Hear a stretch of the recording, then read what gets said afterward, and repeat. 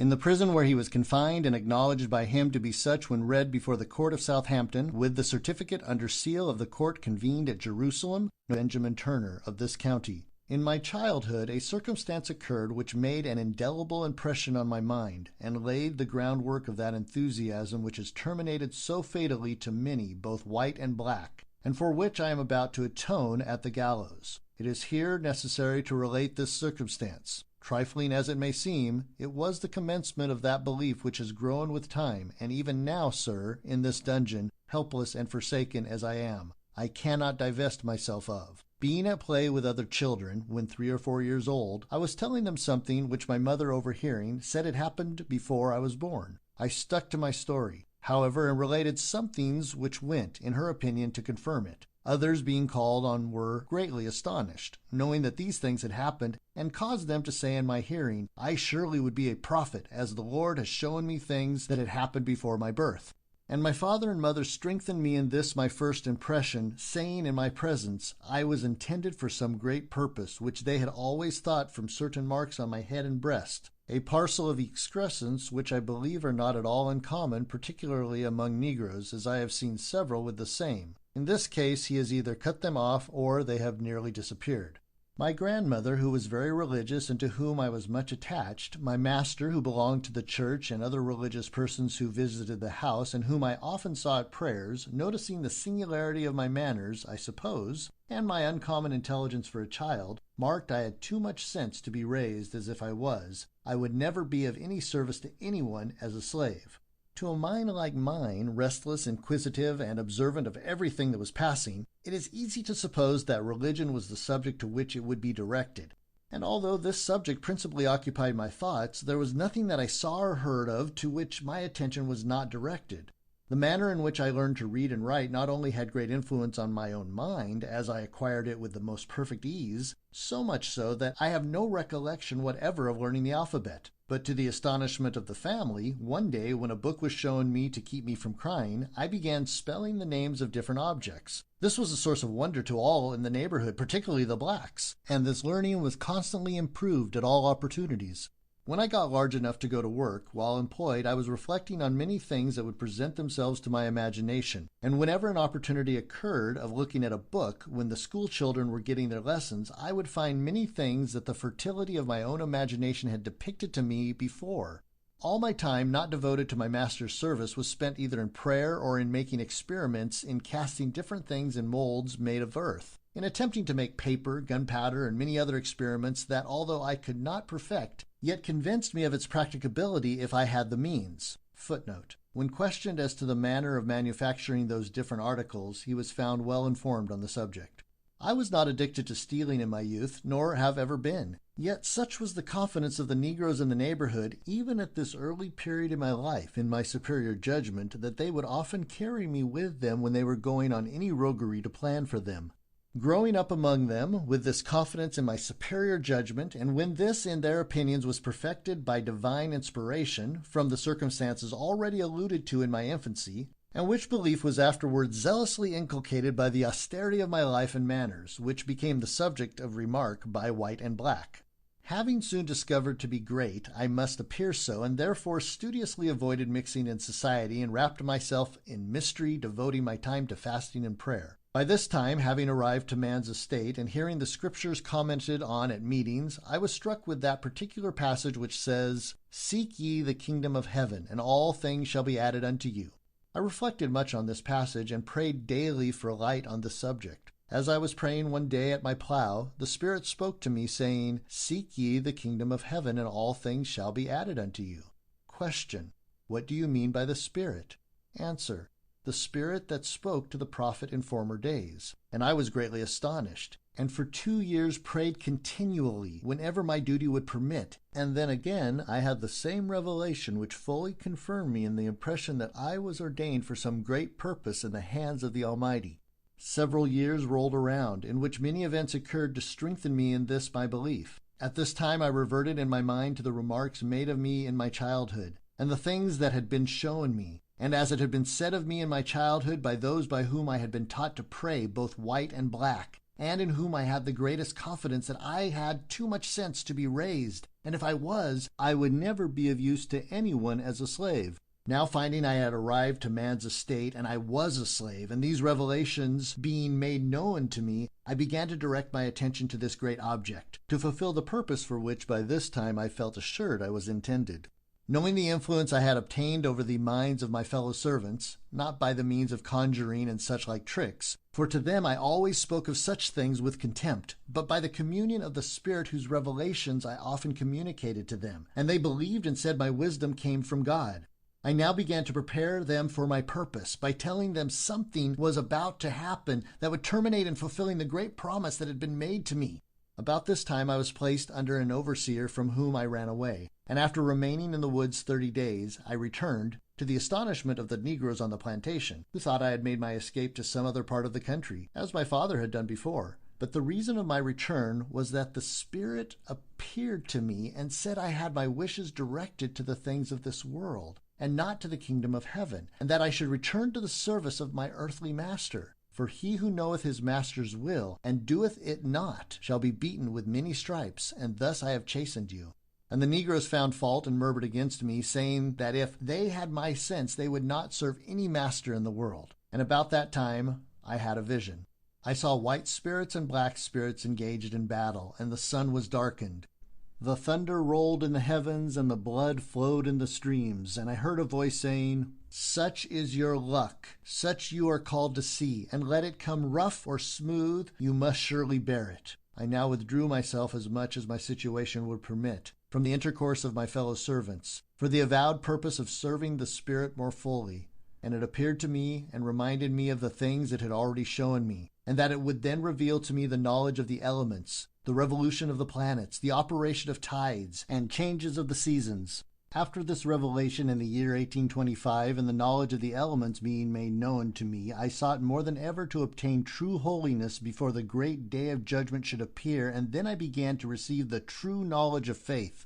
And from the first steps of righteousness until the last I was made perfect. And the Holy Ghost was with me, and said, Behold me as I stand in the heavens. And I looked and saw the forms of men in different attitudes. And there were the lights in the sky, to which the children of darkness gave other names than what they really were, for they were the lights of the Saviour's hands, stretched forth from east to west, even as they were extended on the cross on Calvary for the redemption of sinners. And I wondered greatly at these miracles, and prayed to be informed of a certainty of the meaning thereof. And shortly afterwards, while laboring in the field, I discovered drops of blood on the corn as though it were dew from heaven. And I communicated it to many, both white and black, in the neighborhood. And I then found on the leaves in the woods hieroglyphic characters, and numbers with the forms of men in different attitudes portrayed in blood, and representing the figures I had seen before in the heavens. And now the Holy Ghost had revealed itself to me, and made plain the miracles it had shown me. For as the blood of Christ had been shed on this earth, and had ascended to heaven for the salvation of sinners, and was now returning to the earth again in the form of dew, and as the leaves on the earth bore the impressions of the figures I had seen in the heavens, it was plain to me that the Savior was about to lay down the yoke he had borne for the sins of men, and the great day of judgment was at hand. About this time I told these things to a white man, Ethelred T. Brantley, on whom it had a wonderful effect. And he ceased from his wickedness, and was attacked immediately with a cutaneous eruption, and blood oozed from the pores of his skin. And after praying and fasting 9 days, he was healed. And the Spirit appeared to me again, and said, As the Savior had been baptized, so should we be also. And when the white people would not let us be baptized by the church, we went down into the water together in the sight of many who reviled us, and were baptized by the Spirit. After this I rejoiced greatly, and gave thanks to God. And on the 12th of May, 1828, I heard a loud noise in the heavens. And the Spirit instantly appeared to me, and said the serpent was loosened, and Christ had laid down the yoke he had borne for the sins of men, and that I should take it on and fight against the serpent. For the time was fast approaching when the first should be last, and the last should be first. Question: Do you not find yourself mistaken now? Answer: Was not Christ crucified, and by signs in the heavens that it would make known to me when I should commence the great work? And until the first sign appeared, I should conceal it from the knowledge of men. And on the appearance of the sign, the eclipse of the sun last February, I should arise and prepare myself, and slay my enemies with their own weapons. And immediately on the sign appearing in the heavens, the seal was removed from my lips, and I communicated the great work laid out for me to do to four in whom I had the greatest confidence: Henry, Hark, Nelson, and Sam. It was intended by us to have begun the work of death on the 4th July last. Many were the plans formed and rejected by us, and it affected my mind to such a degree that I fell sick, and the time passed without our coming to any determination how to commence, still forming new schemes and rejecting them, when the sign appeared again, which determined me not to wait longer. Since the commencement of 1830, I had been living with Mr. Joseph Travis, who was to me a kind master, and placed the greatest confidence in me. In fact, I had no cause to complain of his treatment to me. On Saturday evening, the 20th of August, it was agreed between Henry, Hark, and myself to prepare a dinner the next day for the men we expected, and then to concert a plan, as we had not yet determined on any. Hark on the following morning brought a pig, and Henry brandy, and being joined by Sam, Nelson, Will, and Jack, they prepared in the woods a dinner where, about 3 o'clock, I joined them. Question: why were you so backward in joining them? Answer: the same reason that had caused me not to mix with them for years before. I saluted them on coming up, and asked Will how came he there. He answered, his life was worth no more than others, and his liberty is dear to him. I asked him if he thought to obtain it. He said he would, or lose his life. This was enough to put him in full confidence. Jack, I knew, was only a tool in the hands of Hark. It was quickly agreed we should commence at home, Mr. J. Travis's, on that night, and until we had armed and equipped ourselves and gathered sufficient force, neither age nor sex was to be spared, which was invariably adhered to. We remained at the feast until about 2 hours in the night, when we went to the house and found Austin. They all went to the cider press and drank, except myself. On returning to the house, Hark went to the door with an axe, for the purpose of breaking it open, as we knew we were strong enough to murder the family, if they were awaked by the noise, but reflecting that it might create an alarm in the neighborhood, we determined to enter the house secretly and murder them while sleeping. Hark got a ladder and set it against the chimney, which I ascended, and hoisting a window, entered and came downstairs, unbarred the door, and removed the guns from their places. It was then observed that I must spill the first blood. On which, armed with a hatchet and accompanied by Will, I entered my master's chamber. It being dark, I could not give a death blow. The hatchet glanced from his head. He sprang from the bed and called his wife. It was his last word. Will laid him dead with a blow of his axe, and Mrs. Travis shared the same fate, as she lay in bed. The murder of this family, 5 in number, was the work of a moment. Not one of them awoke. There was a little infant sleeping in a cradle. That was forgotten, until we had left the house and gone some distance, when Henry and Will returned and killed it. We got here 4 guns that would shoot, and several old muskets, with a pound or 2 of powder. We remained some time at the barn, where we paraded. I formed them in a line as soldiers, and after carrying them through all the maneuvers I was master of, marched them off to Mr. Salful Francis's, about 600 yards distant.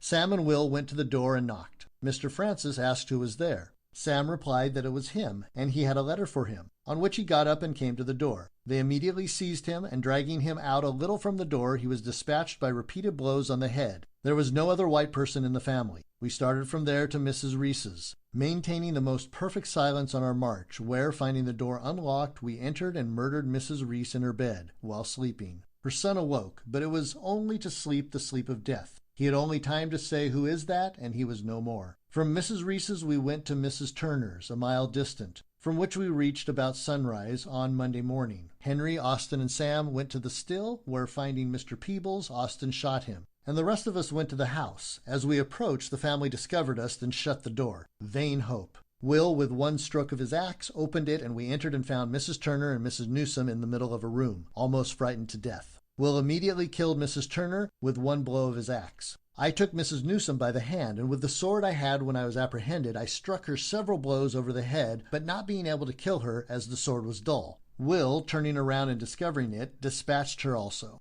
A general destruction of property and search for money and ammunition always succeeded the murders. By this time my company amounted to 15, and 9 men mounted, who started for Mrs. Whitehead's. The other 6 were to go through a byway to Mrs. Bryant's and rejoin us at Mrs. Whitehead's. As we approached the house, we discovered Mr. Richard Whitehead standing in the cotton patch, near the lane fence. We called him over into the lane, and Will, the executioner, was near at hand with his fatal axe to send him to an untimely grave.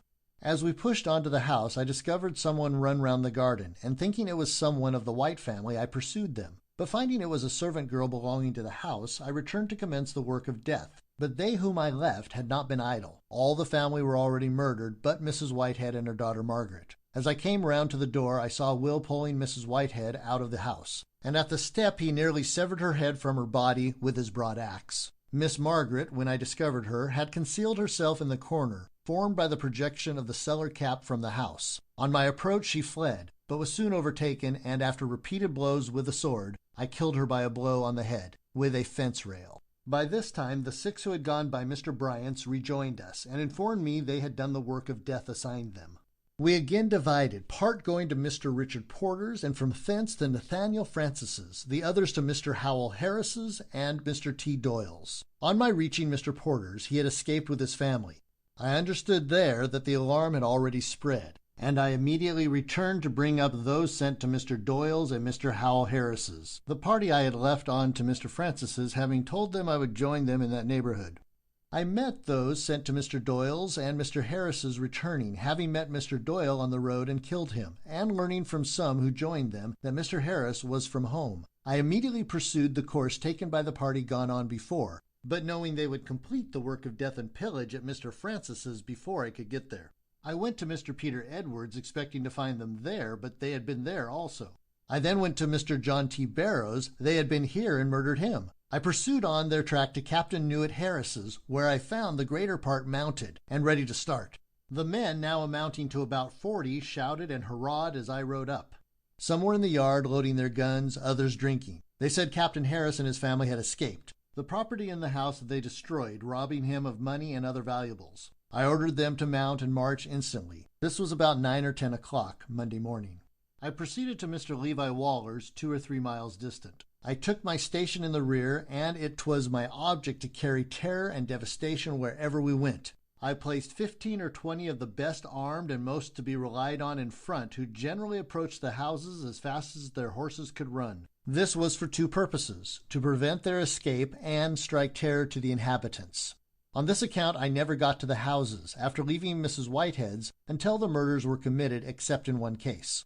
I sometimes got in sight in time to see the work of death completed, viewed the mangled bodies as they lay in silent satisfaction, and immediately started in quest of other victims.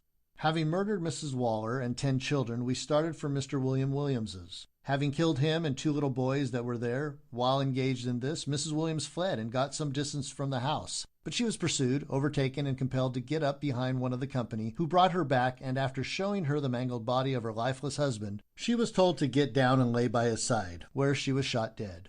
I then started for Mr. Jacob Williams, where the family were murdered. Here we found a young man named Drury, who had come on business with Mr. Williams. He was pursued, overtaken, and shot.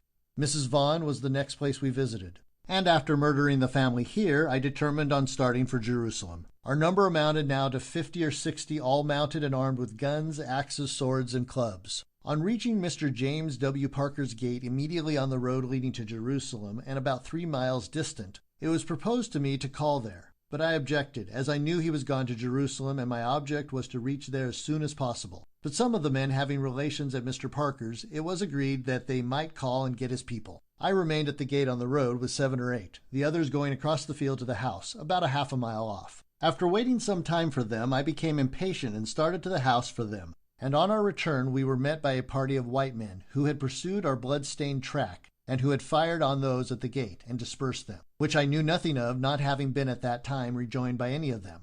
Immediately on discovering the whites, I ordered my men to halt and form, as they appeared to be alarmed. The white men, 18 in number, approached us in about 100 yards when one of them fired. This was against the positive orders of Captain Alexander P. Peet, who commanded, and who had directed the men to reserve their fire until within 30 paces. And I discovered about half of them retreating. I then ordered my men to fire and rush on them. The few remaining stood their ground until we approached within 50 yards, when they fired and retreated. We pursued and overtook some of them who we thought we left dead. They were not killed. After pursuing them about 200 yards and rising a little hill, I discovered they were met by another party and had halted and were reloading their guns. This was a small party from Jerusalem who knew the Negroes were in the field and had just tied their horses to await their return to the road, knowing that Mr. Parker and family were in Jerusalem, but knew nothing of the party that had gone in with Captain Peet. On hearing the firing, they immediately rushed to the spot and arrived just in time to arrest the progress of these barbarous villains and save the lives of their friends and fellow citizens. Thinking that those who retreated first and the party who fired on us at 50 or 60 yards distant had all only fallen back to meet others with ammunition. As I saw them reloading their guns and more coming up than I saw at first, and several of my bravest men being wounded, the others became panic-struck and squandered over the field. The white men pursued and fired on us several times. Park had his horse shot under him, and I caught another for him as it was running by me. 5 or 6 of my men were wounded, but none left on the field. Finding myself defeated here, I instantly determined to go through a private way and cross the Nottoway River at the Cypress Bridge 3 miles below Jerusalem, and attack that place in the rear, as I expected they would look for me on the other road. And I had a great desire to get there to procure arms and ammunition. After going a short distance in this private way, accompanied by about 20 men, I overtook 2 or 3 who told me the others were dispersed in every direction. After trying in vain to collect a sufficient force to proceed to Jerusalem, I determined to return, as I was sure they would make back to their old neighborhood where they would rejoin me, make new recruits, and come down again.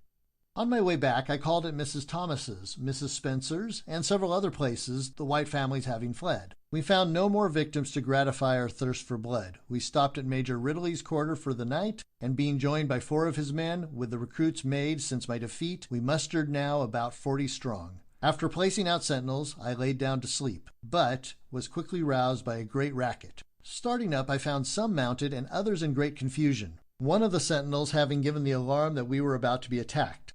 I ordered some to ride round and reconnoiter, and on the return, the others being more alarmed, not knowing who they were, fled in different ways so that I was reduced to about 20 again.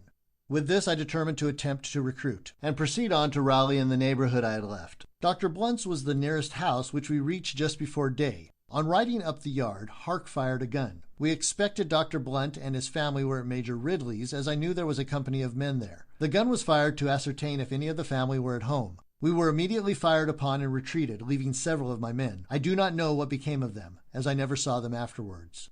Pursuing our course back, and coming in sight of Captain Harris's, where we had been the day before, we discovered a party of white men at the house, on which all deserted me but 2, Jacob and Nat. We concealed ourselves in the woods until near night, when I sent them in search of Henry, Sam, Nelson, and Hark, and directed them to rally all they could at the place we had had our dinner the Sunday before, where they would find me, and accordingly returned there as soon as it was dark and remained until Wednesday evening. When discovering white men riding around the place as though they were looking for someone, and none of my men joining me, I concluded Jacob and Nat had been taken and compelled to betray me. On this I gave up all hope for the present, and on Thursday night, after having supplied myself with provisions from Mr. Travis's, I scratched a hole under a pile of fence rails in a field, where I concealed myself for 6 weeks, never leaving my hiding place but for a few minutes in the dead of night to get water, which was very near. Thinking by this time I could venture out, I began to go about in the night and eavesdrop the houses in the neighborhood, pursuing this course for about a fortnight and gathering little or no intelligence, afraid of speaking to any human being, and returning every morning to my cave before the dawn of day. I know not how long I might have led this life, if accident had not betrayed me. A dog in the neighborhood, passing by my hiding place one night while I was out, was attracted by some meat I had in my cave, and crawled in and stole it, and was coming out just as I returned. A few nights after, 2 Negroes having started to go hunting with the same dog, and passed that way. The dog came again to the place, and having just gone out to walk about, discovered me and barked, on which, thinking myself discovered, I spoke to them to beg concealment. On making myself known, they fled from me. Knowing then they would betray me, I immediately left my hiding place and was pursued almost incessantly until I was taken a fortnight afterwards by Mr. Benjamin Phipps, in a little hole I had dug out with my sword for the purpose of concealment under the top of a fallen tree. On Mr. Phipps's discovering the place of my concealment, he cocked his gun and aimed at me. I requested him not to shoot, and I would give up, upon which he demanded my sword. I delivered it to him, and he brought me to prison. During the time I was pursued, I had many hairbreadth escapes, which your time will not permit you to relate. I am here loaded with chains, and willingly to suffer the fate that awaits me. I here proceeded to make some inquiries of him, after assuring him of the certain death that awaited him, and that concealment would only bring destruction of the innocent as well as the guilty of his own color, if he knew of any extensive or concerted plan. His answer was, I do not. When I questioned him as to the insurrection in North Carolina happening about the same time, he denied any knowledge of it. and when I looked him in the face as though I would search his inmost thoughts, he replied, "I see, sir, you doubt my word. But can you not think the same ideas and strange appearances about this time in the heavens might prompt others as well as myself to this undertaking?"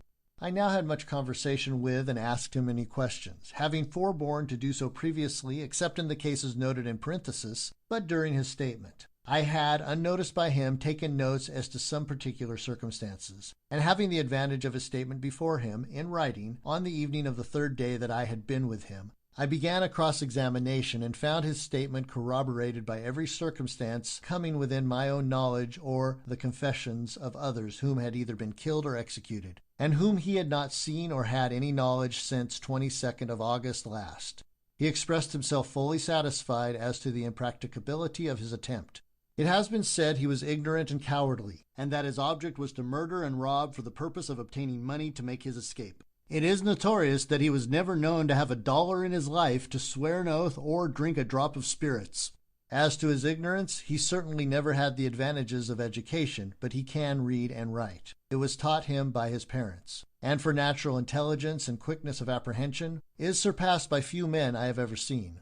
As to his being a coward, his reason as given for not resisting Mr. Phipps shows the decision of his character. When he saw Mr. Phipps present his gun, he said he knew it was impossible for him to escape as the woods were full of men. He therefore thought it was better to surrender and trust to fortune for his escape. He is a complete fanatic, or plays his part most admirably. On other subjects he possesses an uncommon share in intelligence, with a mind capable of attending anything, but warped and perverted by the influence of early impressions. He is below the ordinary stature, though strong and active, having the true Negro face, every feature of which is strongly marked. I shall not attempt to describe the effect of his narrative as told and commented on by himself in the condemned hole of the prison. The calm, deliberate composure with which he spoke of his late deeds and intentions, the expression of his fiend-like face when excited by enthusiasm, still bearing the stains of the blood of helpless innocents about him, clothed with rags and covered with chains, yet daring to raise his manacled hands to heaven with the spirit of soaring above the attributes of man.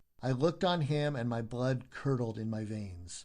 I will not shock the feelings of humanity, nor wound afresh the bosoms of the disconsolate sufferers in this unparalleled and inhuman massacre by detailing the deeds of their fiend-like barbarity. There were 2 or 3 who were in the power of those wretches. They had known it, and who escaped in the most providential manner. There were 2 whom they thought they left dead on the field at Mr. Parker's, but who were only stunned by the blows of their guns, as they did not take time to reload when they charged on them. The escape of a little girl who went to school at Mr. Waller's, and where the children were collecting for that purpose, excited general sympathy. As their teacher had not arrived, they were at play in the yard, and seeing the negroes approach, she ran up on a dirt chimney, such as are common to log houses, and remained there unnoticed during the massacre of the 11 that were killed at this place. She remained on her hiding place till just before the arrival of a party who were in pursuit of the murderers, when she came down and fled to a swamp where, a mere child as she was, with the horrors of the late scene before her, she lay concealed until the next day, when seeing a party go up to the house, she came up, and on being asked how she escaped, replied with the utmost simplicity, "The Lord helped her." She was taken up behind a gentleman of the party and returned to the arms of her weeping mother. Miss Whitehead concealed herself between the bed and the mat that supported it, while they murdered her sister in the same room, without discovering her. She was afterwards carried off and concealed for protection by a slave of the family, who gave evidence against several of them on their trial. Mrs. Nathaniel Francis, while concealed in a closet, heard their blows, and the shrieks of the victims of these ruthless savages. They then entered the closet where she was concealed, and went out without discovering her. While in this hiding place, she heard 2 of her women in a quarrel about the division of her clothes. Mr. John T. Barron, discovering them approaching his house, told his wife to make her escape, and scorning to fly, fell fighting on his own threshold. After firing his rifle, he discharged his gun at them, and then broke it over the villain who first approached him, but he was overpowered and slain. His bravery, however, saved from the hands of these monsters his lovely and amiable wife, who will always lament a husband so deserving of her love.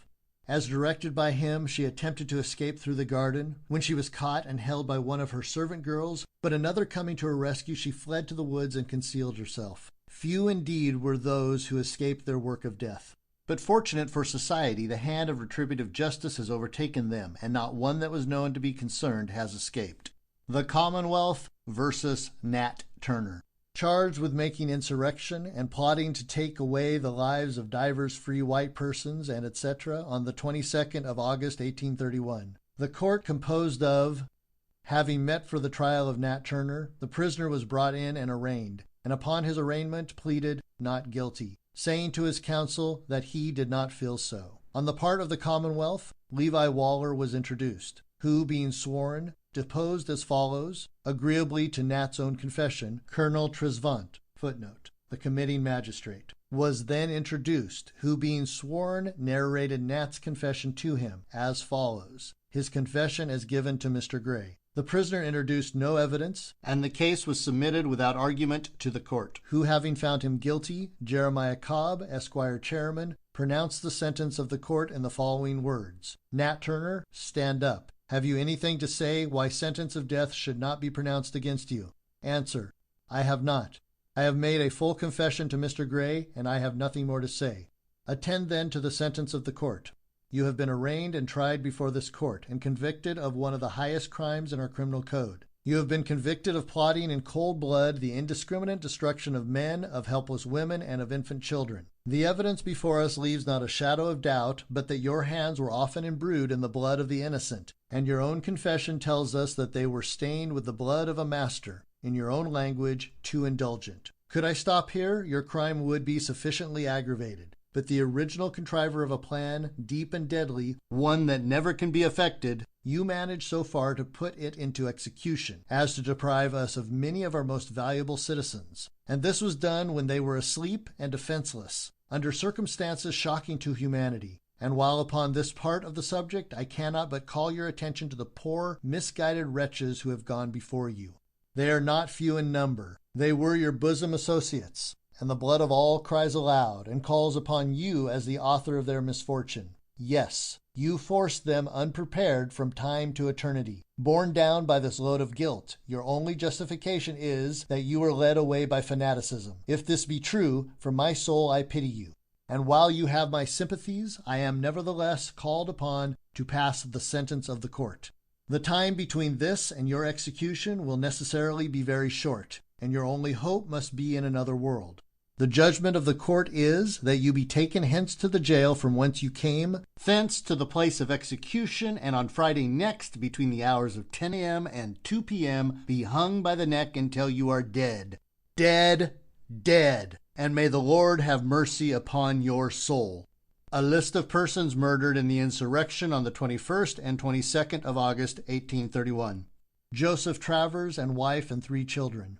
Mrs. Elizabeth Turner, Hartwell Prebles, Sarah Newsom, Mrs. P. Reese and son William, Trajan Doyle, Henry Bryant and wife and child, and wife's mother, Mrs. Catherine Whitehead, son Richard and 4 daughters and grandchild, Salathiel Francis, Nathaniel Francis's overseer and 2 children, John T. Barrow, George Vaughn, Mrs. Levi Waller and 10 children, William Williams, wife and 2 boys, Mrs. Caswell Worrell and child, Mrs. Rebecca Vaughn, Anna Liza Vaughn, and son Arthur, Mrs. John K. Williams and child, Mrs. Jacob Williams and 3 children, and Edward Drury, amounting to 55.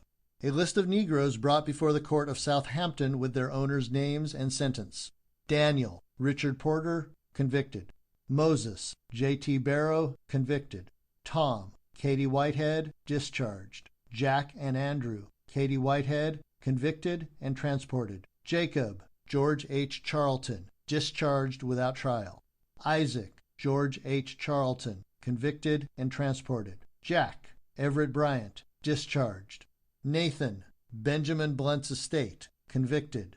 Nathan, Tom, and Davy, boys. Nathaniel Francis, convicted and transported. Davy, Elizabeth Turner, convicted. Curtis, Thomas Ridley, convicted. Stephen, Thomas Ridley, convicted.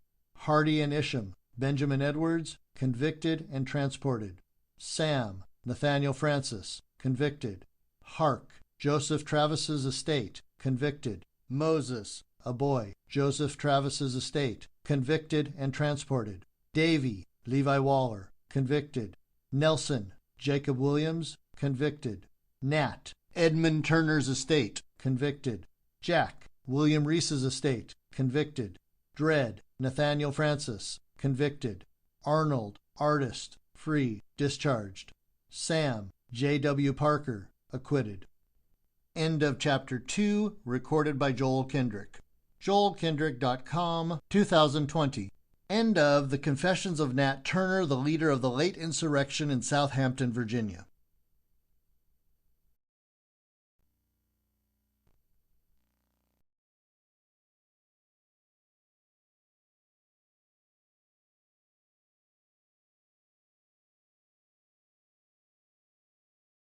Visit LibriVox.org. Recording by Joel Kendrick. The Confessions of Nat Turner, the leader of the late insurrection in Southampton, Virginia, by Nat Turner, and